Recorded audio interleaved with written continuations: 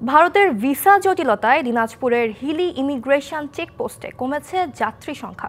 Medical ও student ভিসায় কিছু যাত্রী পারাপার হলেও ভিসা না পাওয়ায় বিপাকে ব্যবসায়ী সহ ভ্রমণ পিপাসুরা। এতে কমেছে রাজস্ব আহরণ।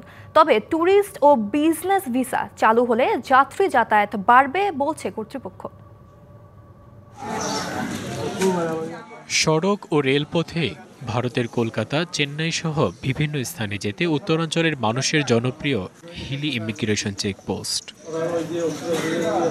চিকিৎসা, ব্যবসা, শিক্ষা, ভ্রমণ সহ নানা কাজে প্রতিদিন এ পথ দিয়ে 700 থেকে 800 পাসপোর্টধারী যাত্রী যাতায়াত করতেন।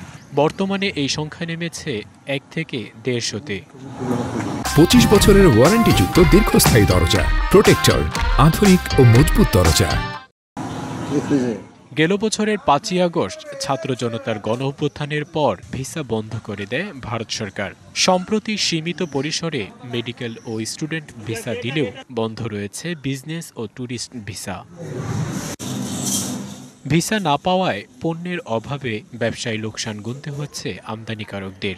ভারতীয় ডেপুটি হাই কমিশনার রাজশাহী মহোদয়কে আমরা আনুষ্ঠানিকভাবে হিলি আমদানি রপ্তানি গ্রুপের পক্ষ থেকে ওনাকে বিষয়টা অবগত করেছিলাম। উনি আশ্বাসও দিয়েছেন যে বিজনেস ভিসাগুলো দেওয়া উনি শুরু করবেন। ইমিগ্রেশনে কর্মরত শ্রমিকরাও পাচ্ছেন না কাজ।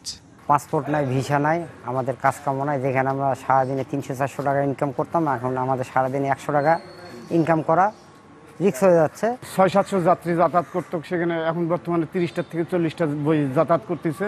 এই রুটটা অনেকেরই জানা। ওই পাশে কিছু আত্মীয় স্বজন আছে বাংলাদেশিদের, এই পাশের বিশেষ করে আত্মীয় স্বজনের বাসায় গিয়ে 1-2 দিন থাকা আর তাদের সাথে দেখা সাক্ষাৎ করার জন্য মূলত এই পোর্টটাকে যাত্রীরা বেছে নেয়।